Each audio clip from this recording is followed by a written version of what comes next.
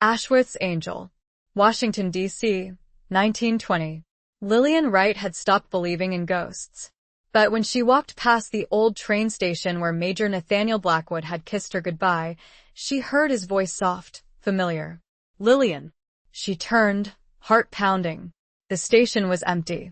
But on the bench where he had once sat, a single white rose had been placed. Fresh. Chapter 1. The echo of a whisper. The chill of the late October air bit at Lillian Wright's cheeks, a familiar sting that mirrored the persistent ache in her heart. 2 years. 2 years since the armistice. 2 years since the world had supposedly exhaled, and yet the breath caught in her throat every time she passed Union Station. It loomed before her now, a grand, imposing structure of granite and marble, a monument to comings and goings, to hellos and goodbyes that echoed with a finality she couldn't escape. She hadn't meant to walk this way. Her errands for the small bookstore she managed, nestled on a quieter street near DuPont Circle, usually took her in the opposite direction. But a perverse curiosity, a morbid fascination with the ghosts that refused to stay buried, had drawn her here. Or perhaps it was simply the relentless pull of memory, a force as undeniable as the tides. Lillian paused at the edge of the bustling plaza, her gloved hand tightening around the worn leather strap of her satchel. The station was alive with activity, a cacophony of sounds that usually soothed her: the rumble of arriving trains, the shrill whistles of porters, the murmur of countless conversations blending into a comforting hum.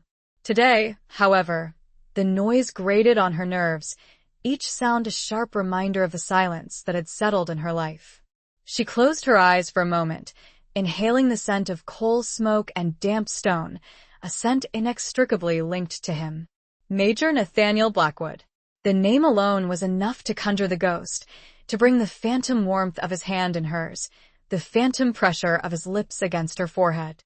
She could almost feel the scratch of his uniform against her cheek, the way he'd smelled of pipe tobacco, and something indefinably him, a scent she'd foolishly believed she could carry with her forever. "Lillian." The voice was a whisper, barely audible above the din, yet it sliced through the noise with the sharp precision of a surgeon's scalpel. It was his voice. Low, resonant, with that slight Virginian drawl that had always made her heart flutter like a trapped bird. She hadn't imagined it. She knew she hadn't. Lillian's eyes snapped open, her heart hammering against her ribs. She turned, scanning the faces of the people rushing past: businessmen with their briefcases, young women in fashionable cloche hats, soldiers still in uniform, their eyes hollowed by experiences they couldn't, or wouldn't, speak of. But there was no one there who could have spoken her name. No one who looked even remotely like Nathaniel. The station was vast, a labyrinth of platforms and waiting rooms, each echoing with the ghosts of farewells. She focused on the row of benches lining the wall nearest the tracks, the very benches where they had spent their last hour together. He had been shipping out, heading back to the front after a brief, agonizingly sweet leave. She had clung to him, desperate, knowing in her heart that it might be the last time she saw him. And it had been. Her gaze fell upon one particular bench, a worn wooden seat bathed in the pale sunlight filtering through the station's arched windows. It was empty, of course. It was always empty. Except a single white rose lay on the bench, its petals pristine, its stem freshly cut. It was a stark, almost shocking contrast to the grime and wear of the station, a beacon of impossible purity in a world stained with sorrow. Lillian stared at it, her breath catching in her throat. White roses. They had been their flower. A silly, sentimental thing, born from a shared joke about his supposed resemblance to a knight in shining armor, a joke that had felt painfully ironic in the shadow of war. She slowly approached the bench, her legs feeling strangely heavy, as if she were wading through water. The rose seemed to shimmer in the light, almost unreal. She reached out a trembling hand, her fingers brushing against the velvety softness of a petal. It was real, freshly cut, as if placed there only moments ago. Who would have done this? And why? A wave of dizziness washed over her, a sickening blend of hope and despair. Could it be a sign? A message? Or simply a cruel joke, a twisted reminder of what she had lost? The logical part of her brain, the part that had learned to survive by burying the past, screamed at her to dismiss it, to walk away, to forget. But the other part, the part that still clung to the fragile threads of memory, the part that still whispered his name in the darkness, refused to let go. It had been 2 years of silence, 2 years of unanswered prayers, 2 years of trying to rebuild a life that felt irrevocably shattered. And now this, a single white rose, a whisper on the wind. Lillian carefully picked up the rose, her fingers tracing the delicate curve of its petals. She brought it to her nose, inhaling its sweet, heady fragrance. It smelled of hope, of memory, of a love that had defied the ravages of war, if only for a fleeting moment. A tear traced a path down her cheek, cold against her skin.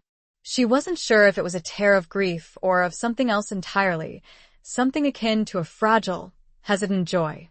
She clutched the rose to her chest, a tangible link to the past, a whisper of a promise that maybe, just maybe, the ghosts weren't silent after all.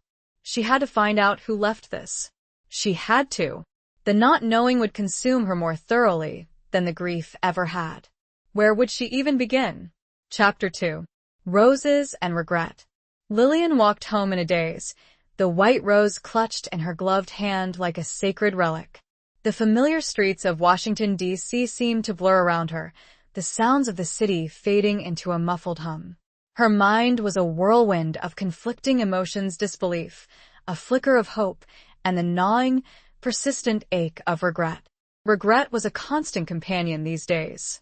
Regret for the words left unsaid, for the chances not taken, for the naivete that had allowed her to believe in a future that had been so brutally snatched away. She regretted not fighting harder to keep him from going back. She regretted not telling him everything. The everything was a heavy weight, a secret she had carried for 2 years, locked away in the deepest recesses of her heart. It was a secret intertwined with Nathaniel, with the war, with a web of circumstances that had felt both inevitable and utterly impossible. Her small apartment, located above a bakery on a quiet side street, offered little comfort. The scent of yeast and sugar, usually a welcome aroma, now felt cloying, suffocating. She placed the rose in a small vase on her kitchen table, its stark white beauty a jarring contrast to the worn, faded wallpaper. She sat down heavily in a chair, her gaze fixed on the rose. It seemed to pulse with a life of its own, a silent messenger from a past she couldn't escape. Who had left it? A friend? A fellow soldier? Or could it possibly be no? She couldn't allow herself to entertain that thought. Nathaniel was gone. She had received the telegram herself, the stark, official words that had ripped a hole in her world. Regret to inform you Major Nathaniel Blackwood killed in action. She had read it 100 times, each time hoping the words would somehow rearrange themselves, that it would turn out to be a mistake, a cruel bureaucratic error. But the telegram had been followed by a letter, a painfully formal letter from his commanding officer, expressing condolences and praising Nathaniel's bravery.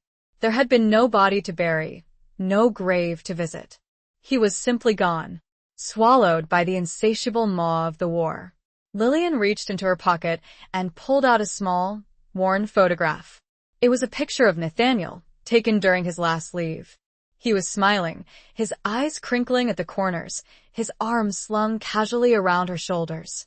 She traced the outline of his face with her fingertip, her heart aching with a longing so intense it felt like a physical pain. She remembered that day so vividly. They had gone for a picnic in Rock Creek Park, escaping the oppressive heat of the city. They had talked for hours, about everything and nothing, their conversation punctuated by laughter and stolen kisses. He had seemed different that day, more serious, more resigned. "I have a feeling, Lillian," he had said, his voice unusually somber. A feeling that this might be the last time. She had dismissed his words, chiding him for being morbid. She had refused to believe that anything bad could happen to him. She had been so young, so foolishly optimistic. Now, looking at the photograph, she saw the shadows in his eyes, the unspoken fears that he had tried to shield her from. She saw the weight of his duty, the burden of a war he didn't believe in, but felt compelled to fight. The rose on the table seemed to beckon her, a silent invitation to unravel the mystery of its appearance. She knew she couldn't ignore it. She couldn't simply dismiss it as a coincidence. There was something deliberate about it. She decided to start with the most obvious source of information, Nathaniel's family. He had a sister, Clara, who lived in Richmond.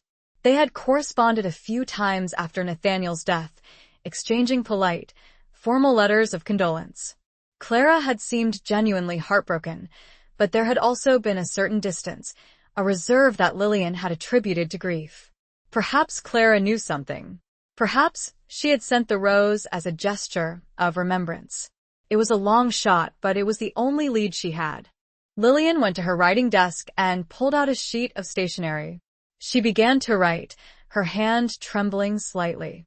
The words came slowly, haltingly, each one a painful reminder of her loss. She told Clara about the rose, about the voice she had heard at the station, about the impossible hope that had flickered to life within her. She hesitated before signing her name, wondering if she was making a mistake, opening herself up to more pain. But she couldn't stop herself. She had to know.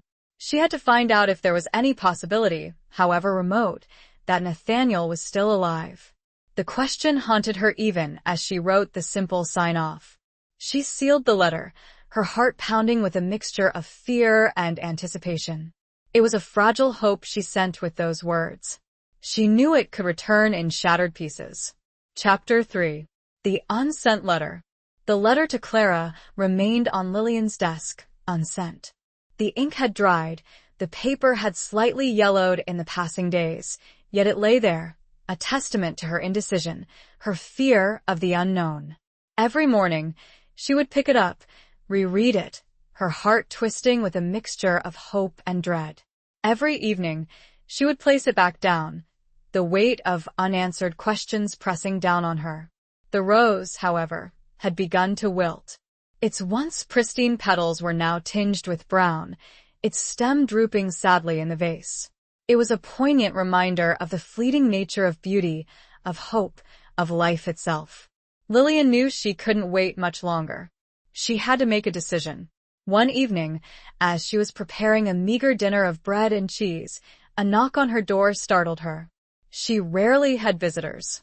Her life had become a solitary one, her days spent immersed in books and memories, her evenings spent in quiet contemplation. She cautiously opened the door, her heart pounding with a mixture of apprehension and curiosity.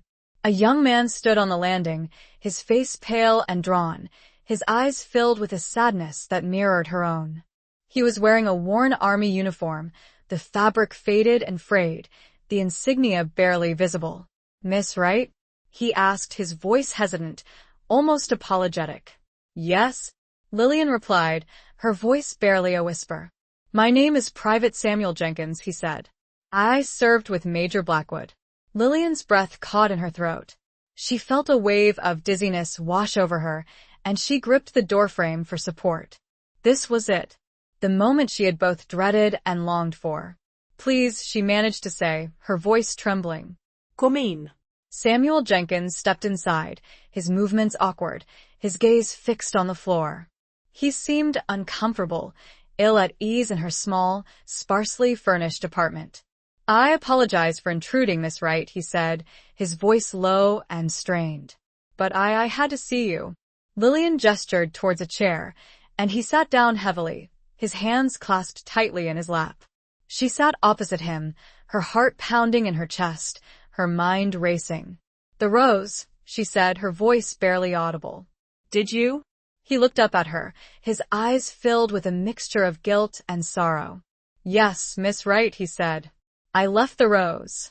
A wave of relief washed over her, followed by a surge of anger. Relief that she hadn't imagined it, that the voice, the rose, had been real.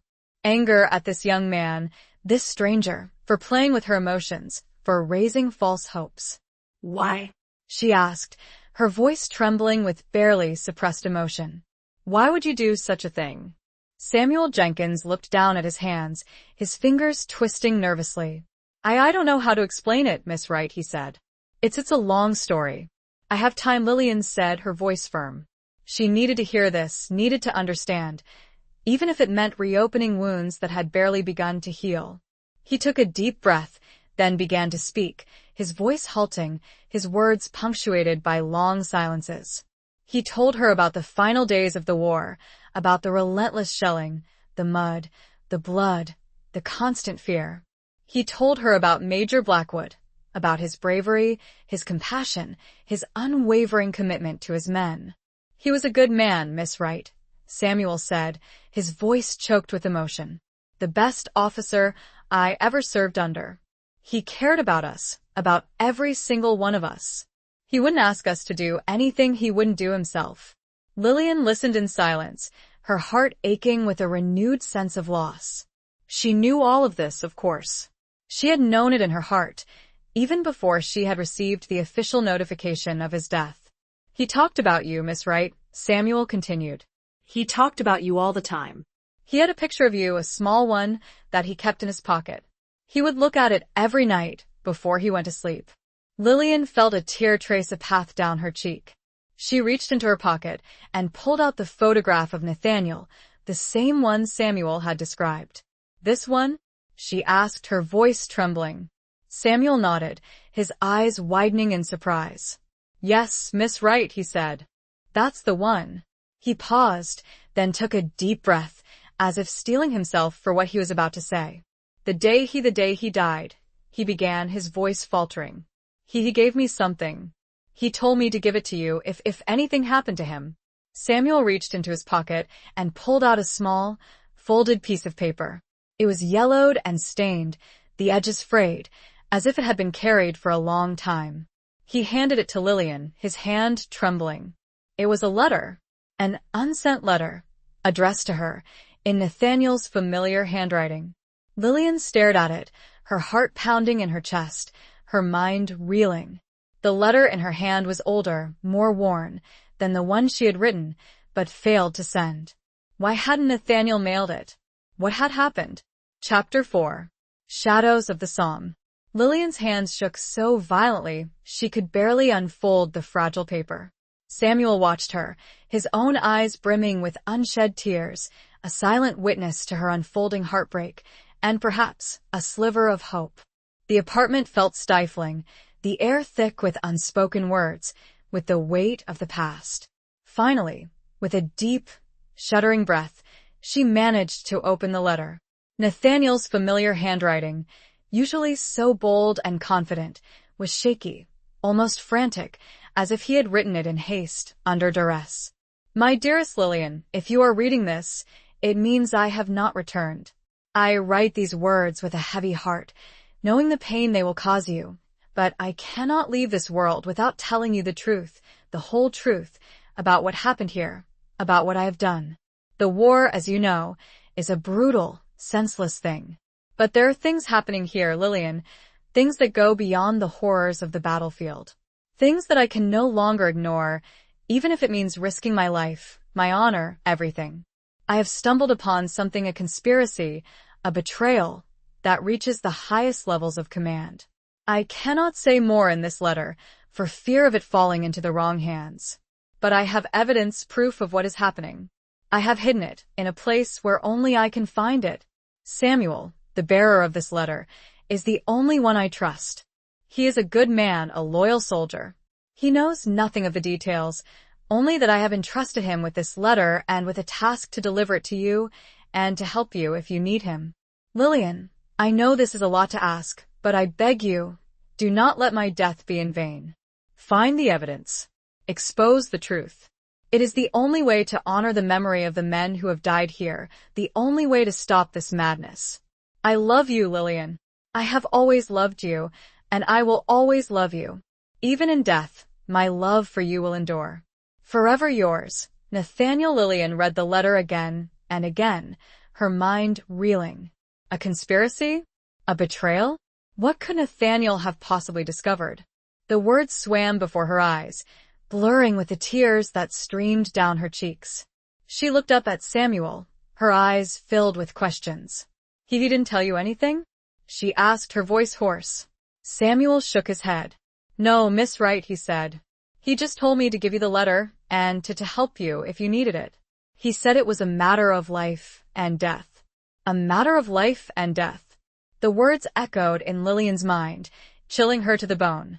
Nathaniel had been involved in something dangerous, something that had ultimately cost him his life. And now, she was being drawn into it whether she wanted to be or not. The weight of his words, the urgency in his tone, painted a picture far more complex than the simple telegram she had received. Killed in action.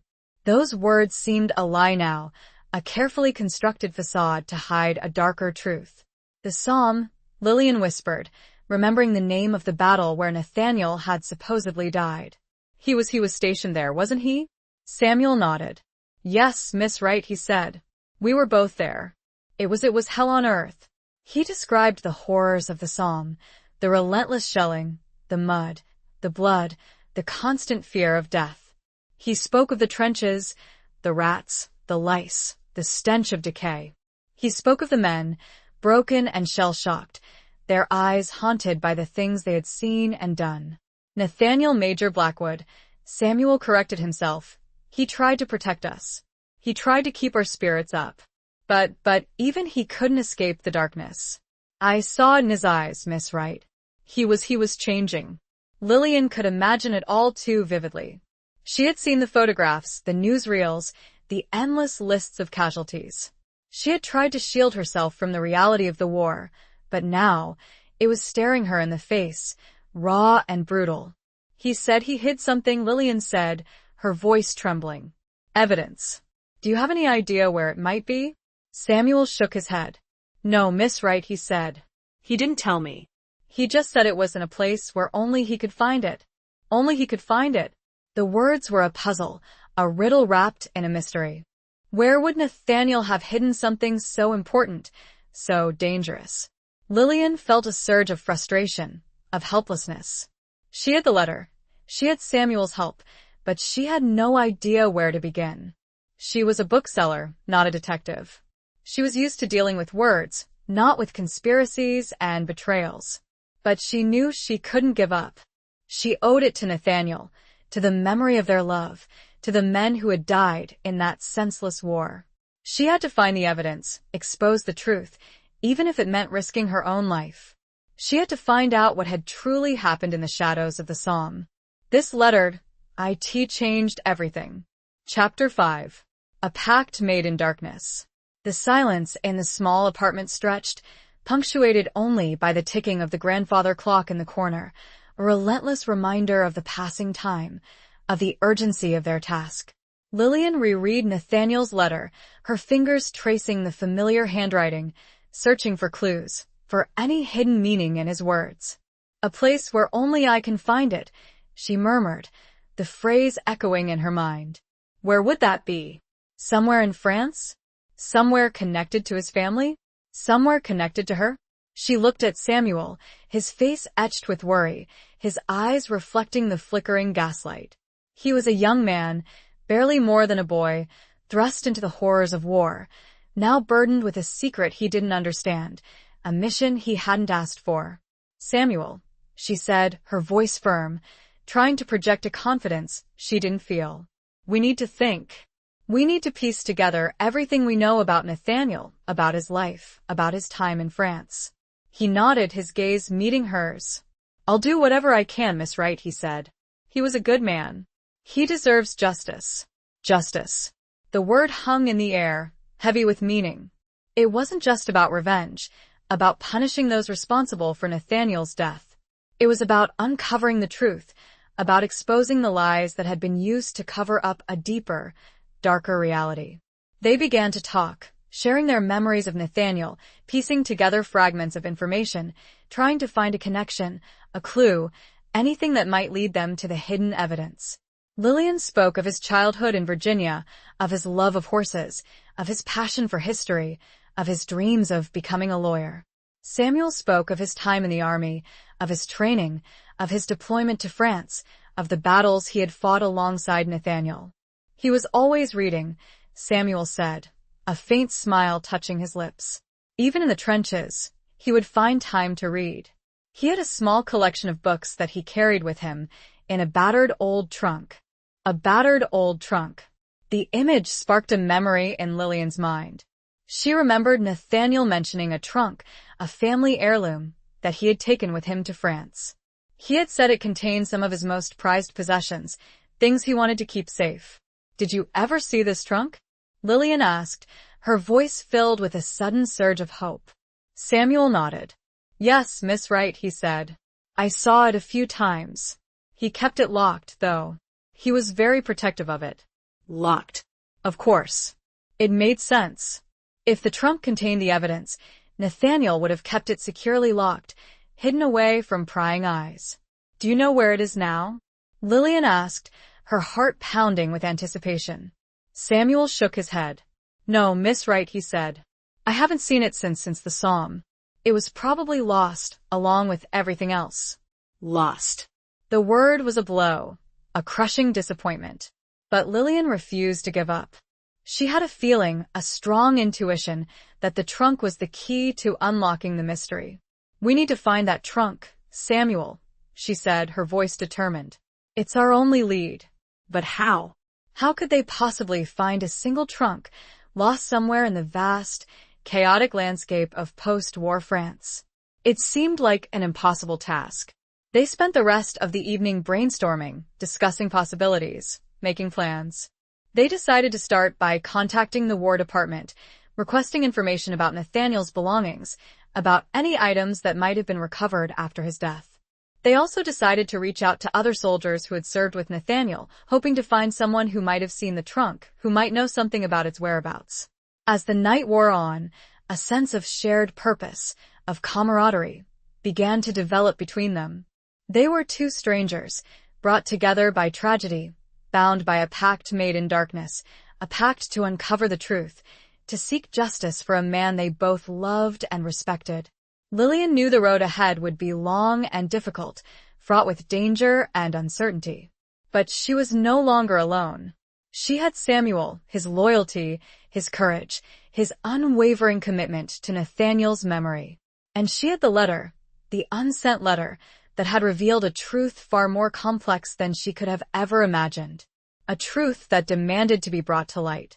Before Samuel left, he looked at Lillian, a quiet intensity in his gaze.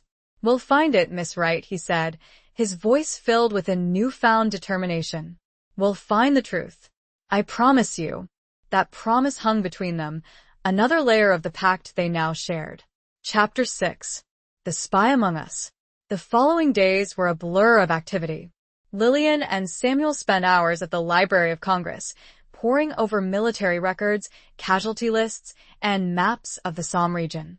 They sent telegrams to dozens of soldiers who had served with Nathaniel, hoping to glean any information about the trunk or the mysterious circumstances surrounding his death. The responses were slow, sporadic, and often disheartening. Most of the men had no memory of the trunk, or if they did, they had no idea what had happened to it. The War Department was equally unhelpful. They were polite, formal, but ultimately evasive, claiming that they had no record of any personal belongings being recovered from Major Blackwood's unit. Lillian suspected they were hiding something, that they knew more than they were letting on, but she had no proof. Meanwhile, the letter weighed heavily on her mind. Nathaniel's warning about a conspiracy, a betrayal haunted her, making her question everything she thought she knew about the war, about the government, about the people she trusted. One evening, as Lillian was returning home from the library, she noticed a man standing across the street from her apartment building. He was tall, well-dressed, with a stern, unsmiling face. He was watching her, his gaze intense and unwavering. She felt a chill run down her spine, a sense of unease that she couldn't shake. She hurried inside, her heart pounding. She double-locked the door and peered out the window. The man was still there, standing in the shadows, his face obscured by the darkness. Who was he? Was he connected to the conspiracy Nathaniel had mentioned? Was she being followed? She spent a restless night, tossing and turning, her mind filled with anxiety and fear. She couldn't shake the feeling that she was being watched, that she was in danger. The next morning, she confided in Samuel. He shared her concern, his own experiences in the war making him acutely aware of the potential for danger. "We need to be careful, Miss Wright," he said, his voice serious. "If Nathaniel was onto something big, they might be watching us." They? Lillian asked, her voice trembling. "Whoever was involved in the conspiracy," Samuel replied. "Whoever wanted Nathaniel silenced. They decided to change their routines, to avoid predictable patterns, to be constantly vigilant. They also decided to start carrying a small pistol, a relic from Samuel's time in the army." Lillian was hesitant, uncomfortable with the idea of violence, but she knew they had to protect themselves. Their investigation continued, but now it was tinged with a sense of paranoia, of fear. Every stranger seemed like a potential threat, every phone call a potential eavesdropper. One afternoon, they received a telegram that seemed promising. It was from a Captain James Riley, who had served in a neighboring unit to Nathaniel's. He claimed to have some information about Major Blackwood, and he was willing to meet with them. They arranged to meet Captain Riley at a small, discreet cafe near the capital. They arrived early, choosing a table in a secluded corner where they could observe the other patrons. Captain Riley arrived a few minutes later. He was a tall, thin man with a weary, haunted look in his eyes. He seemed nervous, constantly glancing around the cafe, as if he expected to be followed. "Thank you for meeting with me," he said, his voice low and strained. I have to be careful. This is dangerous." Lillian and Samuel exchanged a worried glance. This was clearly more serious than they had anticipated. "We understand," Captain Lillian said. "We appreciate you coming forward." Captain Riley took a deep breath, then began to speak. He told them that he had overheard rumors, whispers in the officers' mess, about Major Blackwood. Rumors that he was investigating something that had made him enemies in high places. They said he was asking too many questions, Captain Riley said. That he was getting too close to the truth. "What truth?" Samuel asked, his voice urgent. Captain Riley hesitated, then leaned closer, his voice barely a whisper. There was talk of supplies being diverted. Weapons, ammunition, food being sold on the black market, and of collaboration with the enemy. Collaboration with the enemy. The words were shocking, almost unbelievable. Lillian felt a wave of nausea wash over her. Could this be the conspiracy Nathaniel had discovered? "Do you know who was involved?" Lillian asked, her voice trembling. Captain Riley shook his head. "No," he said. "It was all very hush-hush. But I did see Major Blackwood talking to someone I recognized. A few days before he died." "Who?" Lillian and Samuel asked at the same time, a sense of urgency gripping them. Captain Riley took another deep breath, looking extremely hesitant. He glanced around again and whispered. "It was a woman. An American woman working for, I believe, some type of relief organization. She was known for getting close to officers, collecting information. But the whispers, those suggested she wasn't who she claimed to be. A woman. A spy." This was an angle they hadn't considered, and now, potentially, the key to everything. He looked from Lillian to Samuel. "I need to go. I've said too much already." He stood to leave, visibly shaken. Chapter 7. Whispers in the Ward. Captain Riley's revelation sent a shiver down Lillian's spine. A woman, an American woman, potentially a spy, involved in Nathaniel's death. It added another layer of complexity to the already tangled web of conspiracy and betrayal. The image of the man watching her apartment flashed in her mind. Was he connected to this woman? Was she watching Lillian, too? "We need to find out who she is," Lillian said to Samuel, her voice tight with urgency. "This woman, she might be the key to everything." Samuel nodded, his jaw set with determination. "Riley said she worked for a relief organization," he said. "That narrows it down somewhat." They decided to focus their efforts on identifying American women who had worked with relief organizations in France during the war. It was a daunting task, but they had to start somewhere. They returned to the Library of Congress, this time focusing their research on humanitarian aid groups, Red Cross volunteers, and other organizations that had operated in the war zone. They spent hours poring over records, photographs, and newsletters, searching for any mention of a woman who fit Captain Riley's description: American, attractive, known for getting close to officers. The work was tedious, frustrating, and often disheartening. They found dozens of women who had served in France, but none of them seemed to fit the profile.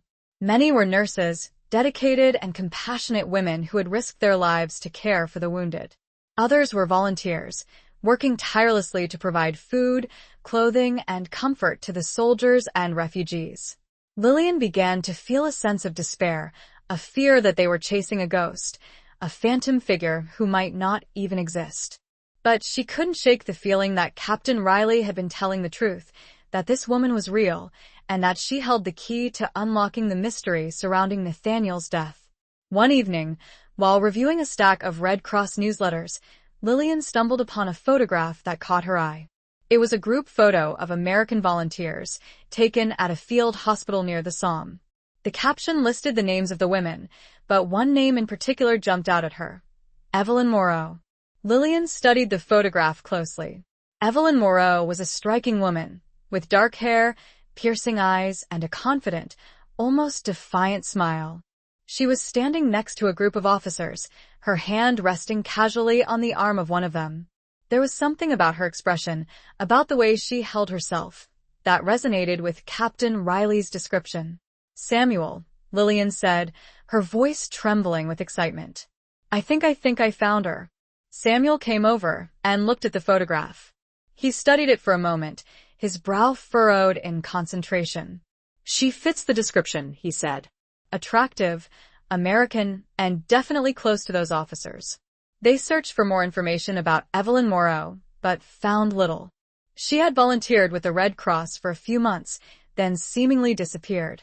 There was no record of her returning to the United States, no mention of her in any other documents. It was as if she had vanished into thin air.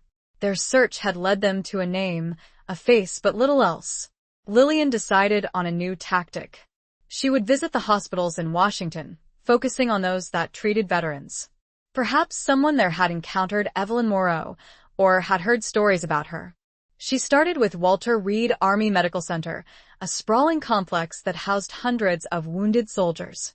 The atmosphere was somber, heavy with the weight of suffering and loss. Lillian walked through the wards, her heart aching for the young men, their bodies broken and scarred, their eyes haunted by the horrors they had seen. She spoke to nurses, doctors, and orderlies, showing them the photograph of Evelyn Moreau, asking if they had ever seen her or heard of her. Most of them shook their heads, their faces blank. But one elderly nurse, a woman with kind eyes and a gentle smile, paused, her gaze fixed on the photograph. "Evelyn Moreau," she murmured, her voice barely a whisper. I remember that name." Lillian's heart leaped with hope. "You do?" she asked, her voice trembling. "Do you know anything about her?" The nurse hesitated, her brow furrowed in concentration. "It was a long time ago," she said. "But I seem to recall some whispers." "Rumors." "Rumors about what?" Lillian asked, her voice urgent. The nurse looked around, as if to make sure they were not being overheard. "They said she was different," she whispered. "That she was asking too many questions. That she was too friendly with the officers. There was even talk that she was a spy." "A spy." The word confirmed Lillian's suspicions, sending a chill down her spine. This nurse, this woman who had served, had heard the same whispers Captain Riley did. The nurse gave Lillian a name before she left that ward, a soldier, still recovering, who had apparently known Evelyn. A final whisper in a place filled with the echoes of so many unspoken words. Chapter 8. Beneath a Blood-Red Moon. The nurse's lead, a soldier named Private Thomas Ashton, proved difficult to track down. He had been transferred between several wards, his condition fluctuating, his records a confusing mess of medical jargon and bureaucratic red tape. Lillian, however, was persistent, driven by a growing sense of urgency, by the feeling that she was getting closer to the truth. Finally, after several days of navigating the labyrinthine corridors of Walter Reed, she found him. Private Ashton was in a small, private room, his leg heavily bandaged, his face pale and drawn. He was asleep when Lillian entered, his breathing shallow and labored. She hesitated, not wanting to disturb him, but the nurse who had accompanied her assured her that it was all right. He sleeps most of the time, she said. The medication. Lillian sat down quietly beside his bed, watching him, her heart aching for the young man, for the suffering he had endured. He looked so young, so vulnerable, a stark reminder of the terrible cost of war. After a few minutes, his eyes fluttered open. He looked at Lillian, his gaze hazy, unfocused. "Hello," Lillian said softly. "My name is Lillian Wright. I am looking for information about a woman named Evelyn Morrow." His eyes widened slightly, a flicker of recognition in their depths. He tried to speak, but his voice was weak, raspy. "Evelyn," he whispered. I knew her." Lillian leaned closer, her heart pounding with anticipation. "Can you tell me anything about her?" she asked. "Anything at all?" He struggled to sit up, wincing in pain. Lillian helped him, propping him up with pillows.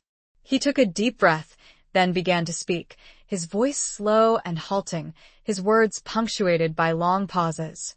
He told her that he had met Evelyn Morrow at a field hospital near the front lines. She had been a volunteer, working with the Red Cross, tending to the wounded. He had been struck by her beauty, by her kindness, by her seemingly genuine concern for the soldiers. She was different, he said, echoing the words of the elderly nurse. She wasn't like the other volunteers. She had a way about her. A way of getting people to talk, to trust her. He described how Evelyn had spent hours talking to the soldiers, asking them questions about their experiences, about their lives, about their families. She had seemed particularly interested in the officers, in their strategies, in their movements. She was always asking about Major Blackwood, he said, his voice dropping to a whisper. She seemed fascinated by him. Lillian felt a chill run down her spine. This confirmed everything Captain Riley had said, everything she had suspected. Evelyn Morrow had been targeting Nathaniel, seeking information, for reasons that were still unclear. Did she ever say anything specific about Major Blackwood? Lillian asked, her voice trembling. Private Ashton hesitated, his brow furrowed in concentration. She asked me if he was happy, he said. If he was satisfied with the way the war was going. It was a strange question, an unsettling question. Why would Evelyn Morrow care about Nathaniel's happiness, about his satisfaction with the war? And what did you tell her? Lillian asked. I told her that he was a good man, Private Ashton said. A brave man. But that he was troubled. That he was questioning things. The words echoed Nathaniel's letter, his warning about a conspiracy, a betrayal. Evelyn Morrow had been probing, seeking information about Nathaniel's doubts, his suspicions. Did she ever say anything about her own work? Lillian asked. About why she was there. Private Ashton shook his head. No, he said. She was secretive. She never talked about herself. But I saw her, once, meeting with someone. A man. In the middle of the night. Lillian's heart skipped a beat. A man? She asked. Who was he? Private Ashton closed his eyes, trying to remember. I don't know, he said. It was dark. I couldn't see his face. But he was wearing a uniform. An officer's uniform. An officer. Could this be the person Nathaniel had mentioned in his letter? The person involved in the conspiracy? Do you remember anything else? Lillian asked, her voice urgent. Anything at all? Private Ashton shook his head, his eyes filled with pain and exhaustion. It was a long time ago, he said. I don't remember. The moon, it was red that night. A blood-red moon. A blood-red moon. The image was vivid, unsettling, a symbol of the violence and bloodshed that had permeated the war. It was a detail, a seemingly insignificant detail, but it stuck in Lillian's mind. Lillian thanked Private Ashton for his help, promising to visit him again. She left the hospital, her mind racing, her heart heavy with a mixture of hope and dread. She had learned more about Evelyn Morrow, about her connection to Nathaniel, about her possible role as a spy. She knew the next step. She had to find out about that night, the night of the blood-red moon. Chapter 9. The Price of Silence. The blood-red moon haunted Lillian. It was a concrete detail, a tangible piece of the puzzle, in a sea of whispers and rumors. She knew that astronomical events were predictable, recordable. If she could pinpoint the date of a blood-red moon over the Somme region during the war, she might be able to narrow down the timeline of Evelyn Moreau's meeting and perhaps identify the officer involved. She returned to the Library of Congress, this time seeking out astronomical records, weather reports, and any diaries or journals from soldiers who had served in the Somme. Samuel, ever steadfast, accompanied her, his quiet determination a constant source of strength. The research was painstaking, requiring them to sift through mountains of data, deciphering faded handwriting and technical jargon. They discovered that a blood-red moon, more accurately a lunar eclipse where the moon appears reddish due to the scattering of sunlight through the Earth's atmosphere, was a relatively rare occurrence. After days of relentless searching, they finally found it. A lunar eclipse, visible in the Somme region, had occurred on the night of July 16, 1918. The records described it as a total eclipse, with the moon taking on a deep, coppery red hue. Lillian felt a surge of adrenaline. July 16, 1918. That date was significant. It was just weeks before Nathaniel's reported death. They cross-referenced the date with casualty lists, military reports, and any other documents they could find related to Nathaniel's unit. They discovered that a major offensive, a push towards German lines, had been planned for late July. Nathaniel's unit had been heavily involved in the preparations. Could this be the connection? Could Evelyn Moreau's meeting with the officer have been related to this offensive? Was she passing on information about troop movements, strategies, or weaknesses? The thought was chilling. If Evelyn Moreau was a spy, working for the enemy, her actions could have had devastating consequences, leading to the deaths of countless soldiers, including Nathaniel. Lillian felt a renewed sense of urgency, a burning desire to uncover the truth, to expose the betrayal that had cost so many lives. They decided to focus their investigation on the officers who had been in command of the offensive, those who would have had access to sensitive information. It was a delicate and dangerous task, requiring them to tread carefully to avoid arousing suspicion.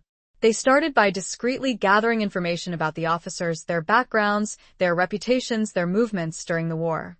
They spoke to veterans, to military historians, to anyone who might have known something, however small. One name kept surfacing: General Alistair Creighton. He had been the overall commander of the offensive, a powerful and influential figure, known for his ruthless ambition and his unwavering determination to win, no matter the cost. Lillian and Samuel discovered that General Creighton had a reputation for secrecy, for keeping his plans close to his chest. He was also known for his close relationships with several women, including, reportedly, some who worked for relief organizations. Could General Creighton be the officer Evelyn Moreau had met with on the night of the blood-red moon? It was a possibility, a disturbing possibility. They decided to dig deeper into General Creighton's background, searching for any evidence that might link him to Evelyn Moreau, to the conspiracy, to Nathaniel's death. As they delved further, they uncovered a series of unsettling revelations. General Creighton had been heavily in debt before the war, facing financial ruin. He had also been involved in several questionable business dealings, including arms sales to foreign powers. And then they found it. A small, almost insignificant entry in a financial ledger, a payment made to a Yem. On July 17, 1918, the day after the blood-red moon. The amount was substantial, far more than a Red Cross volunteer would typically receive. Yem Evelyn Moreau. It was circumstantial evidence, but it was damning. Lillian felt a cold knot of dread in her stomach. They were getting closer to the truth, but the truth was far more ugly, far more dangerous than she had ever imagined. That evening, as Lillian and Samuel reviewed their findings, a sense of unease settled over them. They were playing a dangerous game, uncovering secrets that powerful people wanted to keep hidden. They had already been followed, warned. Suddenly, a loud crash from the street below shattered the silence. Lillian and Samuel rushed to the window. A brick lay on the sidewalk, surrounded by shards of glass. Attached to the brick was a note, crudely written in block letters. "Stop digging. Or pay the price." Lillian felt a chill run down her spine. The threat was clear, unmistakable. They were not just dealing with a conspiracy from the past. They were dealing with a present danger. Someone was watching them, and that someone wanted to make sure that certain truths never saw the light of day. The price of silence was steep, but the alternative was now terrifyingly real. Chapter 10. Scars That Never Heal. The brick through the window was a stark awakening.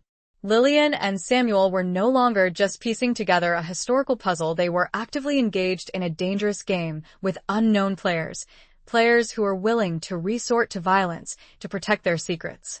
Lillian, despite her fear, felt a surge of defiance. She wouldn't be intimidated. Nathaniel's memory, the truth, deserved to be brought to light, no matter the cost. Samuel, however, was visibly shaken. His war experiences had left him with scars, both physical and emotional, and the threat of violence triggered a deep-seated anxiety. He paced Lillian's small apartment, his hands clenched into fists, his jaw tight.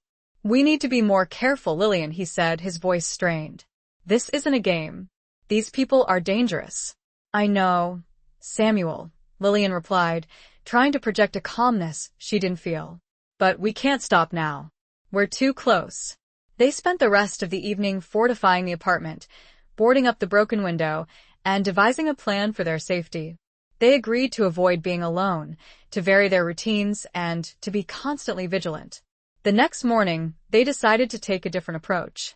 Instead of focusing on General Creighton directly, they would try to find more information about Evelyn Moreau, hoping to uncover her connections, her motives, her ultimate fate. They returned to the Red Cross records, searching for any clues about her life after the war. They discovered that she had been born in France, to an American mother and a French father. She had spent her childhood in both countries, becoming fluent in both languages. This made her an ideal candidate for espionage, able to blend in seamlessly in both American and French circles. They also found a passenger manifest for a ship that had sailed from France to the United States in late 1918, shortly after Nathaniel's death. Evelyn Moreau's name was on the list. So, she had returned to the United States. But where had she gone? And what had she been doing since? They decided to track down her family, hoping to find someone who might know something about her whereabouts, her activities. They discovered that her mother had died during the war, and her father had returned to France, leaving Evelyn with no known relatives in the United States. It was another dead end. Frustrated, Lillian decided to revisit the military archives, focusing on the records of General Creighton's unit. She hoped to find something, anything, that might connect him directly to Evelyn Moreau, to the conspiracy. She spent hours poring over personnel files, correspondence, and reports, searching for any mention of Evelyn Moreau's name, any hint of a relationship between her and the general. And then she found it, a small, seemingly insignificant note, tucked away in a file of intercepted communications. It was a coded message, intercepted by British intelligence, believed to be from a German agent operating in France. The message mentioned a source within General Creighton's unit, a woman who was providing information about troop movements and strategies. The source was referred to only by a codename, Raven. Raven. The word sent a shiver down Lillian's spine. It was a chillingly appropriate codename for a woman who had operated in the shadows, a woman who had brought darkness and death. Lillian felt a surge of excitement, mixed with dread. She had found a direct link between Evelyn Moreau and the conspiracy, a confirmation that she had been a spy, working for the enemy. She showed the message to Samuel, his eyes widening in disbelief. "Raven," he whispered. "That's her. That's Evelyn Moreau." They knew they had to be careful. Sharing this information with the wrong person could be deadly. They needed to find someone they could trust, someone with the power and authority to investigate General Creighton, to bring him to justice. But who? The military was clearly complicit, covering up the truth. The government was likely involved as well. As they grappled with this dilemma, Lillian remembered something Nathaniel had once told her. He had mentioned a friend, a lawyer, who worked for the Department of Justice. A man he trusted implicitly, a man of integrity and courage. His name was Arthur Davies. Lillian decided to take a chance. She wrote a letter to Arthur Davies, outlining everything they had discovered, the evidence they had gathered, the threat they were facing. She asked for his help, his protection, his guidance. It was a long shot, placing their trust, their lives, in the hands of a stranger. She mailed the letter, her heart pounding with a mixture of hope and fear. The scars of the war, the visible and the invisible, were all around them. And now, they were adding their own, fresh wounds to the collection. Only time would tell if they would heal. Chapter 11. The Dance of Deception. The wait for a response from Arthur Davies was agonizing. Lillian and Samuel continued their investigation, but their movements were hampered by fear, by the constant threat of being watched, followed, or worse. They met in secret, communicating through coded messages, always looking over their shoulders. Finally, a week after Lillian had sent the letter, a telegram arrived. It was short, cryptic, but it offered a glimmer of hope. Meet me. Union Station. 8 p.m. Bench 7. Come alone. AD Union Station. The place where it had all begun, where Lillian had heard Nathaniel's voice, where she had found the white rose. It was a fitting location, a place imbued with memory, with loss, with the fragile hope of redemption. Lillian was apprehensive about going alone, but she knew it was necessary. Arthur Davies was clearly taking precautions, ensuring that he wouldn't be followed, that their meeting would remain secret. She told Samuel about the telegram, his face etched with worry. "Be careful, Lillian," he said. "Please. This could be a trap." "I know," Lillian replied. "But I have to do this. It's our only hope." She arrived at Union Station a few minutes before 8 p.m. The station was bustling with activity, the usual cacophony of sounds echoing through the vast space. She found Bench 7, located near the tracks, bathed in the pale glow of the station lights. She sat down, her heart pounding, her gaze scanning the faces of the people rushing past. She felt exposed, vulnerable, a target in a crowded space. At exactly 8 p.m., a man approached her. He was tall, distinguished, with a sharp, intelligent gaze. He was wearing a dark suit and a fedora, his face partially obscured by the shadows. "Miss Wright?" he asked, his voice low and discreet. "Yes," Lillian replied, her voice trembling slightly. "Arthur Davies," he said, extending his hand. Lillian shook his hand, her grip firm. She studied his face, searching for any sign of deception, any hint of ulterior motives. But his gaze was steady, his expression sincere. "Thank you for meeting me, Mr. Davies," she said. "Nathaniel was a good friend," Arthur Davies replied. "I owe it to him to hear you out." They sat in silence for a moment, the noise of the station swirling around them. Then, Lillian began to speak, telling Arthur Davies everything, from the beginning. She told him about the voice, the rose, the letter, the conspiracy, Evelyn Moreau, General Creighton, the threat they were facing. Arthur Davies listened intently, his expression grave, his eyes focused on Lillian's face. He asked questions, probing for details, clarifying points, piecing together the complex puzzle. When Lillian finished, he was silent for a long time, his brow furrowed in thought. "This is a serious matter, Miss Wright," he said finally. "If what you say is true, it could have far-reaching implications." "I know," Lillian replied. "That's why I came to you. I need your help." Arthur Davies nodded. "I believe you," he said. "And I will help you. But we need to be careful. We're dealing with powerful people, people who will stop at nothing to protect their secrets." He outlined a plan, a strategy for investigating General Creighton, for gathering evidence, for exposing the truth. It was a risky plan, a dangerous dance of deception, but it was their only chance. "We need to find proof," Arthur Davies said. "Something concrete, something that cannot be dismissed or explained away. Something that links General Creighton directly to Evelyn Moreau, to the conspiracy." He suggested that they focus on General Creighton's financial records, searching for any further evidence of payments to Evelyn Moreau, any indication of his involvement in illegal activities. He also suggested that they try to find Evelyn Moreau herself, if she was still alive. "She's the key," Arthur Davies said. "She's the one who can connect all the dots." Lillian and Samuel, working under Arthur Davies' guidance, embarked on a new phase of their investigation, a phase that was even more dangerous, even more demanding than before. They were no longer just chasing ghosts, they were actively pursuing a living, breathing threat. As Lillian left the station, walking alongside Arthur Davies for a short distance before parting ways, he stopped and looked at her directly. "Lillian, be aware. Creighton has eyes and ears everywhere. He won't hesitate to silence anyone who threatens him. Permanently." The warning, delivered so calmly, amplified the reality of what she was facing. She nodded, determined but also afraid. The dance had begun. Chapter 12. A glimmer of hope. Armed with Arthur Davies' guidance and a renewed sense of purpose, Lillian and Samuel plunged back into the investigation. They knew the stakes were higher than ever, the danger more immediate, but they were driven by a shared commitment to uncovering the truth, to bringing General Creighton to justice. Arthur Davies, using his connections within the Department of Justice, began to quietly gather information about General Creighton's financial dealings, searching for any irregularities, any evidence of illicit transactions. He also initiated a discreet search for Evelyn Morrow, utilizing his network of contacts within the intelligence community.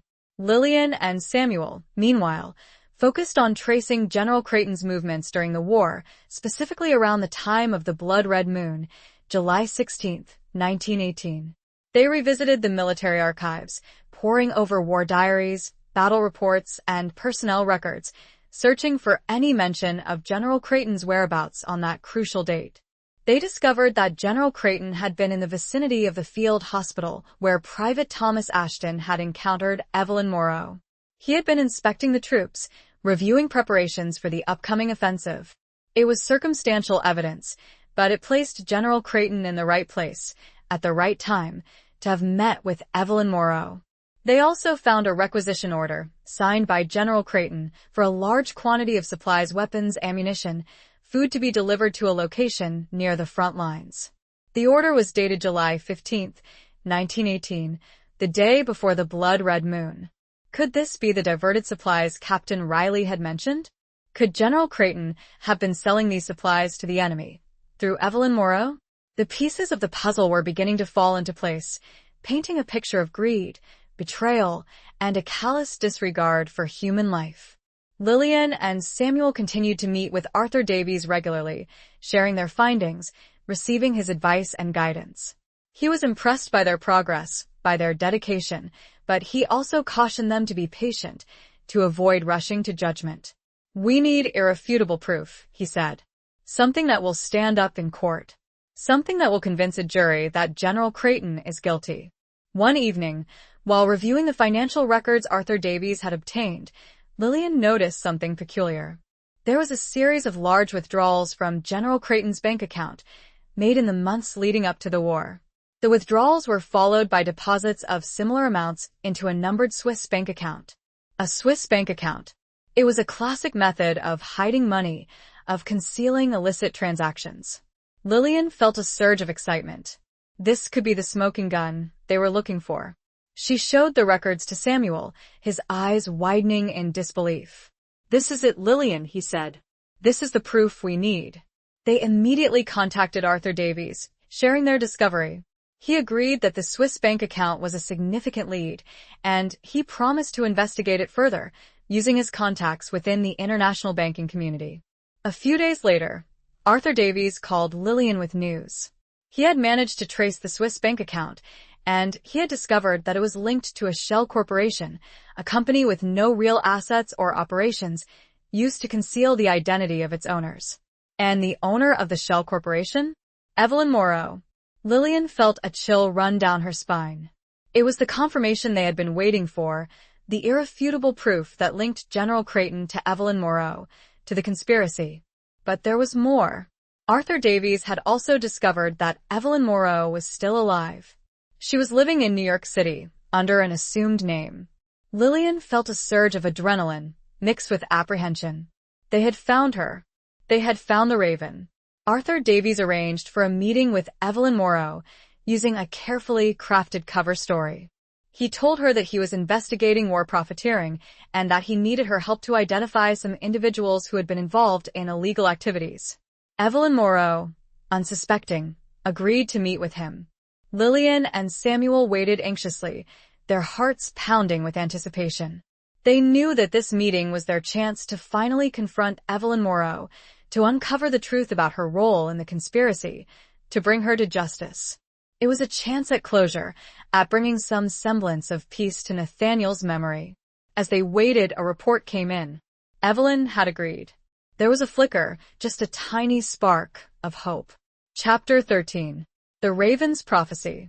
The meeting with Evelyn Moreau was set for a discreet location in New York City, a small, private room in a luxurious hotel. Arthur Davies had chosen the location carefully, ensuring that it was secure, that they wouldn't be interrupted or overheard. He had also arranged for a stenographer to be present, to record the conversation verbatim. Lillian and Samuel traveled to New York separately, taking precautions to avoid being followed. They met Arthur Davies at the hotel, their nerves frayed, their anticipation almost unbearable. Arthur Davies briefed them on the plan. He would conduct the interview, questioning Evelyn Moreau about her work with the Red Cross, about her contacts with General Creighton, about her knowledge of any illegal activities. Lillian and Samuel would observe from an adjoining room, through a one-way mirror, ready to intervene if necessary. Remember, Arthur Davies cautioned them, we need her to confess. We need her to admit her involvement in the conspiracy. We need her to implicate General Creighton. Evelyn Moreau arrived a few minutes later. She was even more striking in person than in the photographs Lillian had seen. She was dressed impeccably, her demeanor confident, almost arrogant. She seemed unfazed by the circumstances, by the setting, by the presence of Arthur Davies. Arthur Davies greeted her politely, introducing himself as a lawyer investigating war profiteering.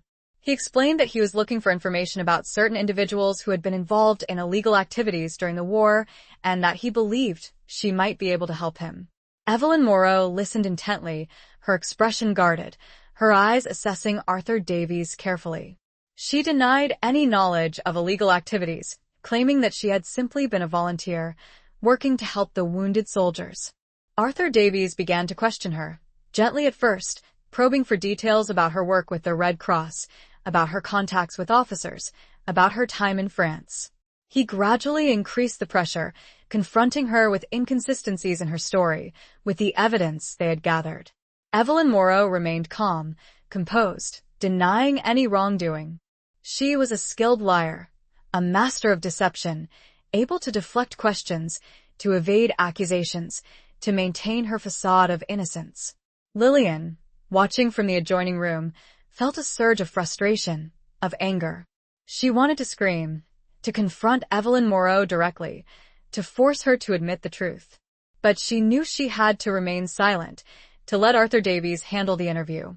Arthur Davies then presented Evelyn with the evidence of the Swiss bank account, the Shell Corporation, the payments made to her by General Creighton. Evelyn Moreau's composure finally cracked. She paled, her eyes widening in alarm. She stammered, trying to explain the payments, claiming that they were for legitimate expenses, for supplies, for medical equipment.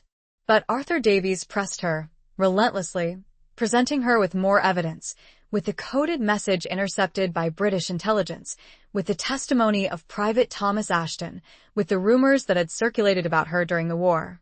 Finally, Evelyn Moreau broke down. She confessed.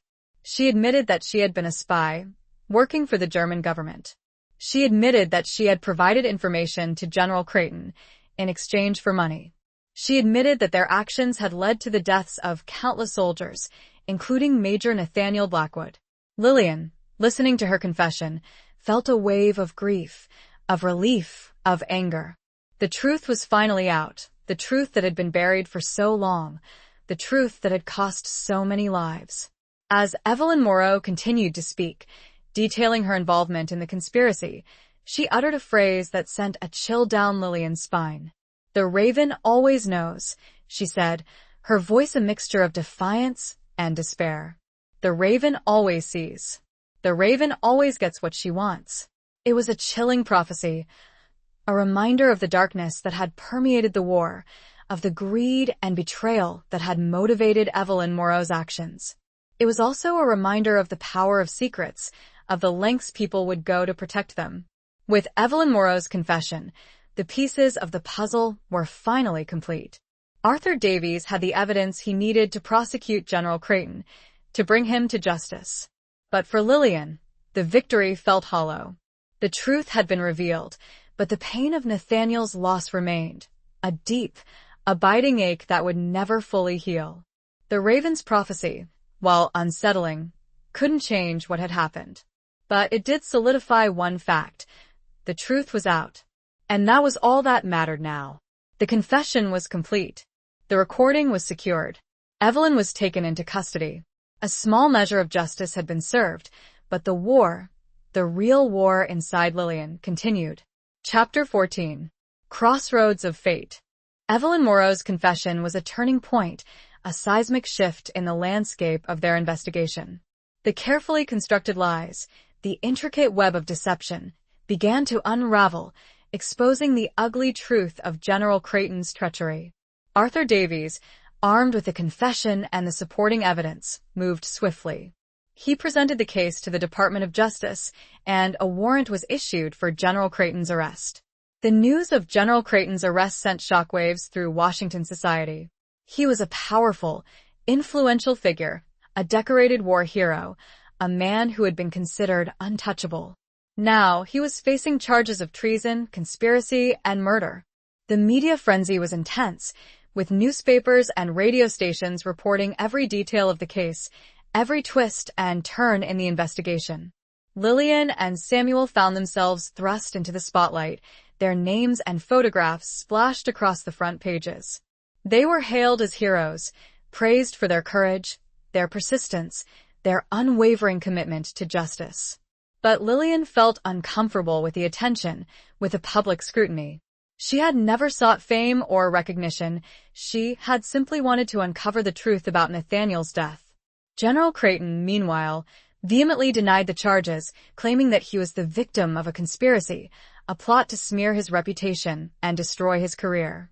He hired a team of high-powered lawyers, and a fierce legal battle ensued. The trial was a spectacle, a public drama that captivated the nation. The courtroom was packed every day, with spectators lining up for hours to get a seat. The proceedings were broadcast live on the radio, and newspapers published daily transcripts of the testimony. Lillian and Samuel were called to testify, recounting their investigation, their discoveries, their encounters with Evelyn Morrow and other witnesses. They faced intense cross-examination from General Creighton's lawyers, who tried to discredit them, to portray them as naive, misguided, or even malicious. But Lillian and Samuel held their ground, their testimony unwavering, their commitment to the truth unshakable. They presented the evidence they had gathered, the letter from Nathaniel, the financial records, the intercepted messages, the testimony of Private Thomas Ashton, and finally, Evelyn Morrow's confession. Evelyn Morrow herself was the star witness, the prosecution's key to securing a conviction. She testified in detail about her relationship with General Creighton, about the information she had provided him, about the money she had received in exchange. She was a compelling witness, her testimony chilling, her demeanor remorseful.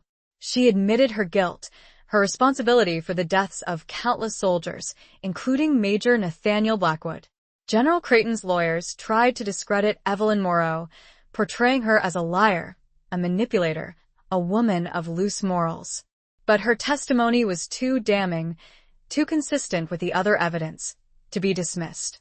The trial lasted for weeks, a grueling ordeal for everyone involved.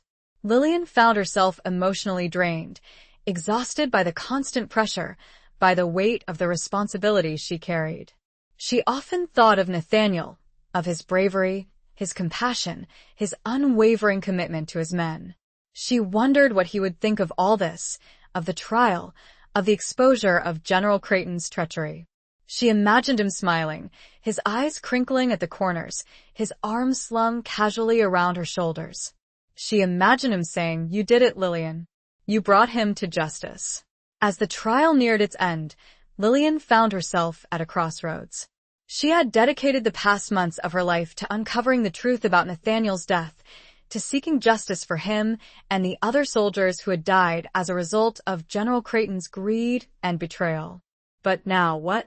What would she do with her life once the trial was over, once the truth was fully revealed? She had changed profoundly. She was no longer the naive, innocent young woman who had fallen in love with a soldier, who had believed in a future that had been so brutally snatched away. She had been hardened by the war, by the investigation, by the exposure to the darkness that lurked beneath the surface of society. She had discovered a strength within herself, a resilience, a determination that she hadn't known she possessed. She had found a purpose, a mission, a reason to keep going, even in the face of overwhelming grief and loss. She had options, but she hadn't considered any until this precise moment. The trial was ending. The jury had begun deliberations. It was time to consider the future, a future she hadn't dared to imagine for so long. Chapter 15. The Unveiling. The jury deliberated for 3 days. 3 days of agonizing suspense, of breathless anticipation, of a nation holding its collective breath, waiting for the verdict. Lillian and Samuel spent those days in a state of limbo, unable to focus on anything but the outcome of the trial, the fate of General Creighton, the culmination of their long and arduous journey. They were sequestered in a hotel room, protected by Arthur Davies and his team, shielded from the media frenzy that had engulfed Washington. They barely spoke, their nerves frayed, their emotions raw. Finally, on the 3rd day, the jury reached a verdict.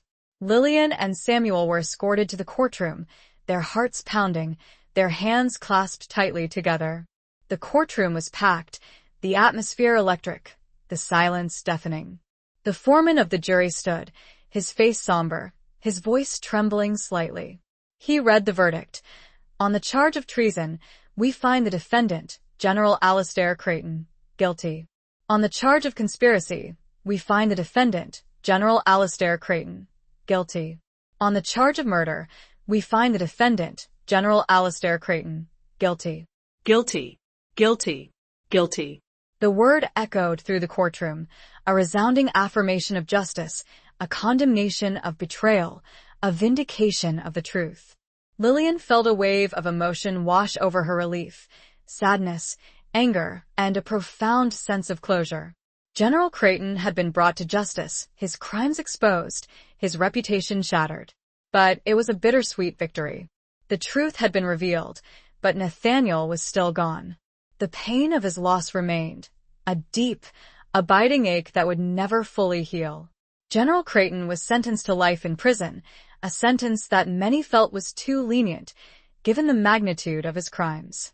But Lillian didn't care about the punishment, she cared about the truth. And the truth had been unveiled. After the trial, Lillian and Samuel found themselves adrift, their purpose, their mission, fulfilled. They had been so focused on the investigation, on the trial, that they had given little thought to their own futures. Samuel decided to return to his hometown, to try to rebuild his life, to put the horrors of the war behind him. He and Lillian promised to stay in touch, their bond forged in the crucible of their shared experience, their shared grief, their shared quest for justice. Lillian, however, was uncertain about her future. She had no desire to return to her old life, to the quiet routine of the bookstore, to the solitary existence she had led before the voice, the rose, the letter had changed everything. She considered several options, including working with Arthur Davies at the Department of Justice, using her newfound skills and experience to help others seek justice. But she wasn't sure if she was ready for that, if she wanted to continue living in the shadow of the war, of the conspiracy, of the darkness she had encountered. One day, as she was walking through Rock Creek Park, the place where she and Nathaniel had spent their last day together, she had an epiphany. She realized that she wanted to do something different, something that would honor Nathaniel's memory, but also allow her to move forward, to build a new life, a life filled with hope and purpose. She decided to open a school, a small, private school for girls, dedicated to teaching history, literature, and the arts. She wanted to create a place where young women could learn, grow, and develop their own unique talents and abilities. She wanted to inspire them to be courageous, to be resilient, to be compassionate, to make a difference in the world. She named the school the Nathaniel Blackwood Academy for Girls, a tribute to the man she had loved, the man who had inspired her to seek justice, to fight for the truth. The school became her passion, her purpose, her way of honoring Nathaniel's memory, of transforming her grief into something positive, something meaningful. As she stood before the assembled staff and students on the school's opening day, she felt a profound sense of peace, of fulfillment. The unveiling of the school's name, the dedication ceremony, it was more than just a formality. It was a declaration, a statement. She was ready to move on, to embrace the future, to live a life worthy of the sacrifices that had been made. The past was behind her, but it would never be forgotten. Chapter 16. Echoes of Gunfire. The Nathaniel Blackwood Academy for Girls flourished. Lillian poured her heart and soul into the school, creating a nurturing and stimulating environment where young women could thrive.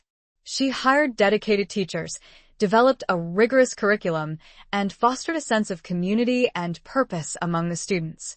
The school became known for its excellence, its commitment to social justice, and its emphasis on empowering young women to become leaders and change-makers. Lillian found immense satisfaction in her work, in shaping the minds and hearts of the next generation. But the past, as it always does, continued to cast a long shadow. Lillian often thought of Nathaniel, of their brief but intense love, of the life they might have had together. She visited his memorial at Arlington National Cemetery regularly, placing white roses on his grave, whispering his name into the wind. She also kept in touch with Samuel, who had settled down on a small farm in Virginia, married, and started a family. He seemed to have found peace, a measure of healing from the trauma of the war. One day, several years after the trial, Lillian received a letter from France. It was from a woman named Marie Dubois, a historian who was researching the history of the Somme region during World War I. Marie Dubois had come across Lillian's name in connection with the General Creighton trial, and she was intrigued.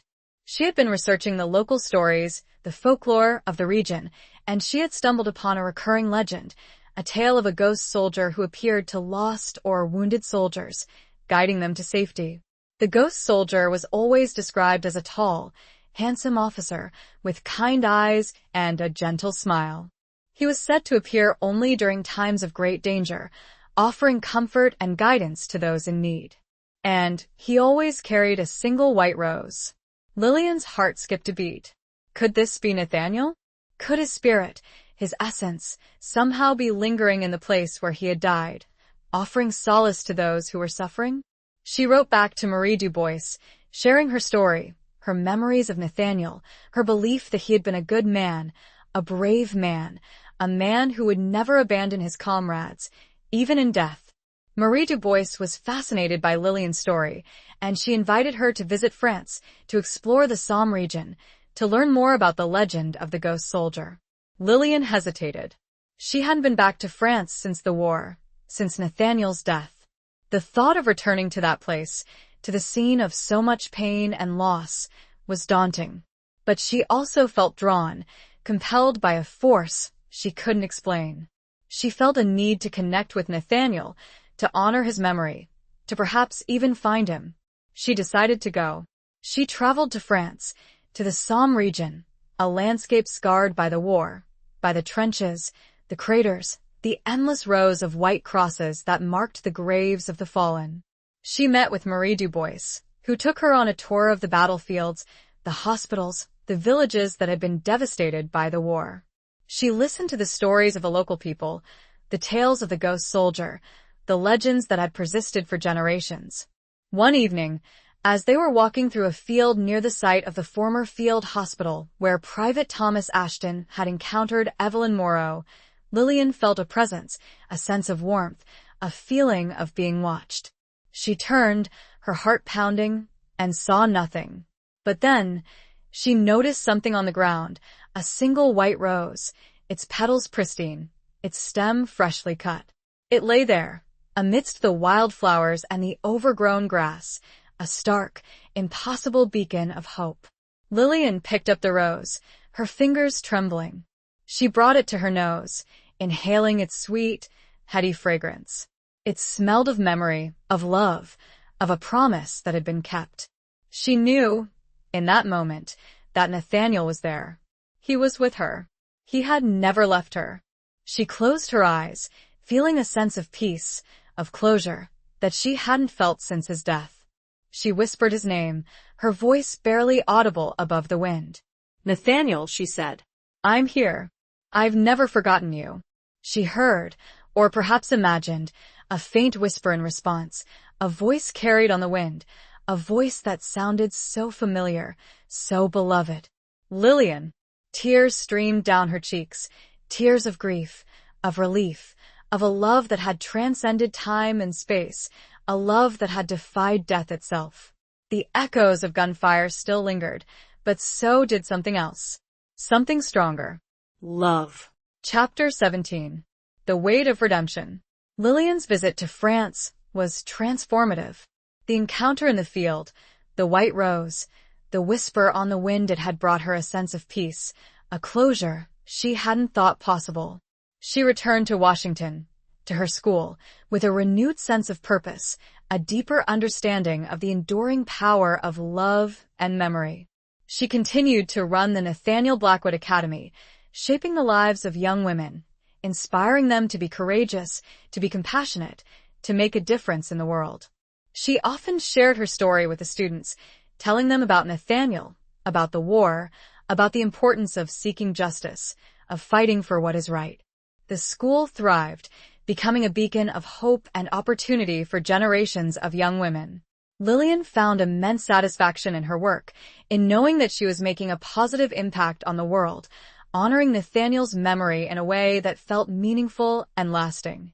Years passed, and Lillian grew older, her hair turning silver, her face etched with the lines of time and experience. But her spirit remained strong, her determination unwavering. She had lived a full life, a life marked by both tragedy and triumph, by loss and love, by the enduring weight of the past and the boundless possibilities of the future. One day, she received a letter from a lawyer representing the estate of General Alistair Creighton, who had died in prison a few months earlier. The letter informed Lillian that General Creighton had left a bequest in his will, a sum of money to be donated to the Nathaniel Blackwood Academy for Girls. Lillian was stunned. Why would General Creighton, the man who had caused so much pain and suffering, the man who had been responsible for Nathaniel's death, leave money to her school? She considered refusing the bequest, rejecting the tainted money of a man she despised. But she also realized that the money could be used for good, to provide scholarships for deserving students, to expand the school's facilities, to enhance its programs. She decided to accept the bequest, but with a stipulation. She would use the money to create a fund, the Nathaniel Blackwood Memorial Scholarship Fund, dedicated to supporting students who demonstrated a commitment to social justice, to fighting for the rights of the oppressed, to making the world a better place. It was a way of transforming General Creighton's legacy of darkness into something positive, something hopeful. It was a way of redeeming, in some small measure, the terrible harm he had caused. The announcement of the scholarship fund generated a flurry of media attention, with newspapers and radio stations revisiting the story of the General Creighton trial, of Lillian's role in exposing his crimes. Lillian found herself once again in the spotlight, but this time, she embraced it. She used the opportunity to speak out about the importance of education, of empowering young women, of remembering the lessons of the past. She also spoke about forgiveness, about the need to move beyond hatred and resentment, to find a way to heal, to build a better future. We cannot change the past, she said in an interview, but we can learn from it.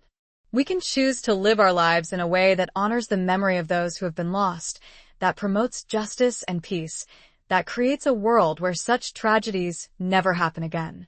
Her words resonated with many, inspiring them to reflect on their own lives, on their own choices, on their own responsibilities to make a difference.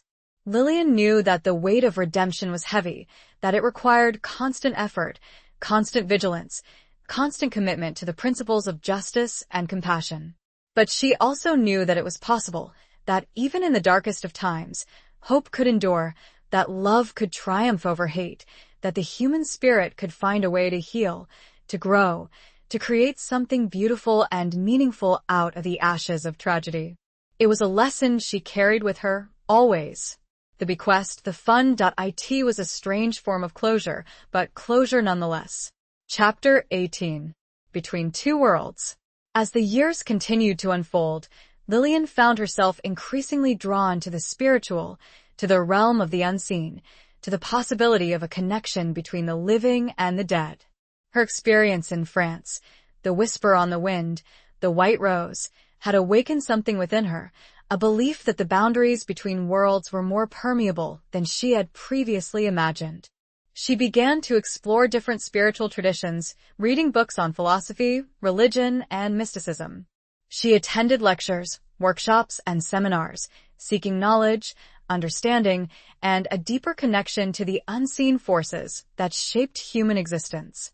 She found solace in the writings of poets, mystics, and spiritual teachers who spoke of the enduring power of love, of the interconnectedness of all beings, of the possibility of communication between the living and the dead. She also began to practice meditation, finding a sense of peace and tranquility in the stillness of her mind, in the quiet contemplation of the mysteries of life and death. One evening, as she was meditating in her small apartment, she felt a presence, a familiar warmth, a sensation of being enveloped in love. She opened her eyes, her heart pounding, and saw nothing. But she knew, with a certainty that transcended logic, that Nathaniel was there. He was with her, in spirit, in essence, in the very fabric of her being. She began to communicate with him, silently, in her mind, sharing her thoughts, her feelings, her hopes, her dreams. She felt his presence, his love, his guidance, as a constant source of comfort and inspiration. She realized that death was not the end, that love endured beyond the grave, that the bonds between souls could never be broken. She continued to run the Nathaniel Blackwood Academy, but her focus shifted slightly. She began to incorporate spiritual principles into the curriculum, teaching the students about the importance of compassion, empathy, forgiveness, and the interconnectedness of all life. She encouraged them to explore their own spiritual paths, to find their own unique ways of connecting with the divine, with the unseen forces that shape their lives. The school became known not only for its academic excellence, but also for its spiritual depth, its commitment to fostering a sense of wholeness, of harmony, of peace within each student. Lillian found herself living between two worlds, the world of the living and the world of the spirit, the world of the tangible and the world of the intangible. She embraced both, finding beauty, meaning, and purpose in the interplay between them. She often visited the cemetery where Nathaniel's memorial stood, not to mourn, but to celebrate his life, to connect with his spirit, to share her experiences, her joys, her sorrows. She would sit beside his memorial, talking to him, whispering his name into the wind, feeling his presence, his love, his unwavering support. She knew that he was watching over her, guiding her, protecting her as she continued her journey, her mission, her life's work. She had found a way to bridge the gap between the two worlds, to live in harmony with both the seen and the unseen, to embrace the fullness of life, even in the face of death. It was a delicate balance, a constant dance between the here and now and the eternal. But she had found her rhythm. Chapter 19. A Love Forged in Fire. Decades had passed since the guns fell silent on the Western Front, since Lillian had first heard Nathaniel's whisper at Union Station. The world had changed dramatically, but Lillian's heart, though aged, remained steadfast in its devotion. The Nathaniel Blackwood Academy was a testament to that love, a living embodiment of the values he had held dear. Lillian, now in her late 70s, was a revered figure, her wisdom and compassion sought by many. She had received numerous awards and accolades for her work in education and her dedication to social justice, but she remained humble, always attributing her success to Nathaniel's inspiration. One crisp autumn afternoon, a young woman named Eleanor arrived at the academy. Eleanor was a historian, researching the lives of women who had been involved in World War I, and she was particularly interested in Lillian's story. Lillian welcomed Eleanor warmly, inviting her into her office, a cozy room filled with books, photographs, and mementos of her life. Eleanor was immediately struck by the atmosphere of the room, by the sense of peace and serenity that permeated it. They talked for hours, Lillian sharing her memories of Nathaniel, of the war, of the investigation, of the trial, of the founding of the school. Eleanor listened intently, her eyes filled with admiration and respect. "It's an extraordinary story, Miss Wright," Eleanor said. "A story of courage, resilience, and unwavering love. A love forged in the fire of war, a love that transcended death itself." Lillian smiled, her eyes twinkling. She said, "It was a love that changed my life, a love that shaped everything I have done." Eleanor asked Lillian about her spiritual beliefs, about her experiences with Nathaniel's presence after his death. Lillian hesitated, then spoke openly and honestly about her journey, about her exploration of different spiritual traditions, about her meditation practice, about her communication with Nathaniel's spirit. "I know it may sound strange to some," she said, "but I believe that love is stronger than death, that the bonds between souls can never be broken. I believe that Nathaniel is still with me, guiding me, protecting me, loving me." Eleanor was deeply moved by Lillian's words, by her unwavering faith, by her profound connection to the unseen world. As Eleanor was preparing to leave, Lillian handed her a small, worn photograph. It was the picture of Nathaniel that he had carried with him during the war, the picture that Samuel Jenkins had given to Lillian after his death. "I want you to have this," Lillian said. "It's a reminder of the power of love, of the enduring legacy of a good man." Eleanor accepted the photograph, her hands trembling. She looked at Nathaniel's face, at his kind eyes, at his gentle smile. She felt a connection to him, a sense of gratitude for his sacrifice, for his inspiration. "Thank you, Miss Wright," Eleanor said. "I will cherish it always." As Eleanor walked away, Lillian watched her, a sense of peace washing over her. She knew that Nathaniel's story, their story, would live on, inspiring others to seek justice, to fight for truth, to embrace the power of love. The love they had shared, forged in the most unlikely of circumstances, would endure through memories and stories. That love was truly a testament to the resilience of the human spirit. Lillian smiled. She knew Nathaniel was smiling, too. Chapter 20. Beyond the Veil of War. The years continued their relentless march, and Lillian, now nearing her 90th birthday, felt the weight of time upon her. Her body was frail, her steps slow, but her mind remained sharp, her spirit undimmed. The Nathaniel Blackwood Academy continued to flourish, a testament to her enduring legacy, a beacon of hope and opportunity for generations of young women. She had entrusted the leadership of the school to a capable and compassionate successor, a former student who had been inspired by Lillian's vision and dedication. Lillian remained involved in the school's affairs, offering guidance and support, but she also knew that it was time to let go, to allow the next generation to carry the torch. She spent her days quietly, reading, meditating, reflecting on her life, on her love for Nathaniel, on the extraordinary journey they had shared, both in this world and beyond. She continued to feel his presence, his love, his guidance, as a constant source of comfort and inspiration.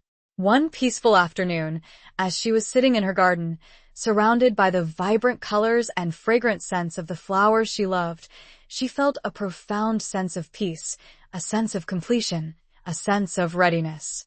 She closed her eyes, breathing deeply, feeling the warmth of the sun on her face, the gentle breeze rustling through the leaves. She imagined Nathaniel standing beside her, his arm around her waist, his smile radiant, his eyes filled with love. She whispered his name, her voice barely audible. "Nathaniel," she said. "I'm ready."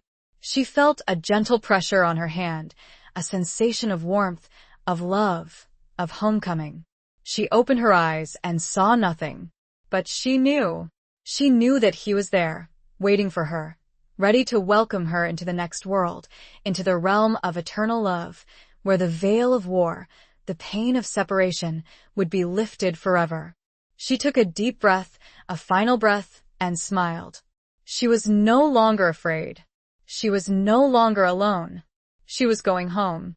Her passing was peaceful, gentle, a quiet transition from this world to the next. The news of her death spread quickly, and tributes poured in from around the world, honoring her life, her work, her unwavering commitment to justice, to education, to the enduring power of love. The Nathaniel Blackwood Academy held a memorial service, a celebration of Lillian's life, a tribute to her extraordinary legacy. Students, teachers, alumni, friends, and admirers gathered to share their memories, to express their gratitude, to honor the woman who had touched so many lives. Eleanor, the historian who had interviewed Lillian years earlier, gave a moving eulogy, recounting Lillian's story, her courage, her resilience, her unwavering love for Nathaniel. Lillian Wright was a remarkable woman, Eleanor said. A woman who defied the odds, who fought for justice, who transformed her grief into something beautiful and meaningful. She was a beacon of hope, an inspiration to us all. Her legacy will live on, in the hearts and minds of the countless young women who have been educated at this school, in the spirit of love and compassion that she embodied. As the service ended, a single white rose was placed on Lillian's memorial, a symbol of her enduring love for Nathaniel, a reminder of the promise they had made, a testament to the power of the human spirit to transcend even death itself. The veil of war had separated them for a time, but now, beyond that veil, they were reunited, their love eternal, their journey complete. The story ended where it began, with love and a single white rose. But in truth, it was not an ending, but a beginning. A new chapter, beyond the limitations of time and space. Epilogue. The wind whispered through the trees surrounding the Nathaniel Blackwood Academy, carrying the scent of roses, a fragrance that always seemed to linger in the air, a subtle reminder of the love story that had blossomed amidst the horrors of war. The Academy, a thriving institution, continued to educate and empower young women, its halls echoing with laughter, learning, and the enduring spirit of its founder. Years after Lillian's passing, a young student named Clara, a descendant of Nathaniel Blackwood's sister, discovered a hidden compartment in an old desk in the school's library.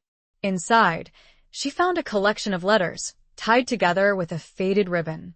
The letters were written by Nathaniel to Lillian, and by Lillian to Nathaniel, a testament to their enduring love, their shared dreams, their unwavering commitment to each other, even in the face of separation and death.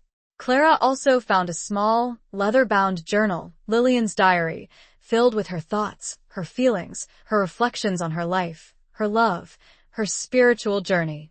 As Clara read the letters and the diary, she was transported back in time, to the era of the Great War, to the world of Lillian and Nathaniel, to the love story that had shaped the destiny of the Academy.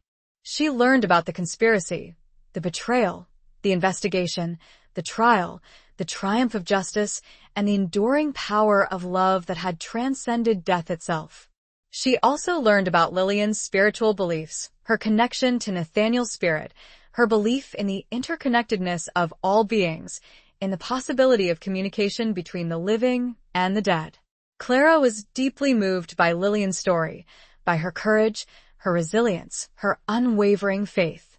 She felt a profound connection to her, a sense of gratitude for her legacy, for the school that had shaped her own life, for the opportunity to learn, to grow, to become the best version of herself.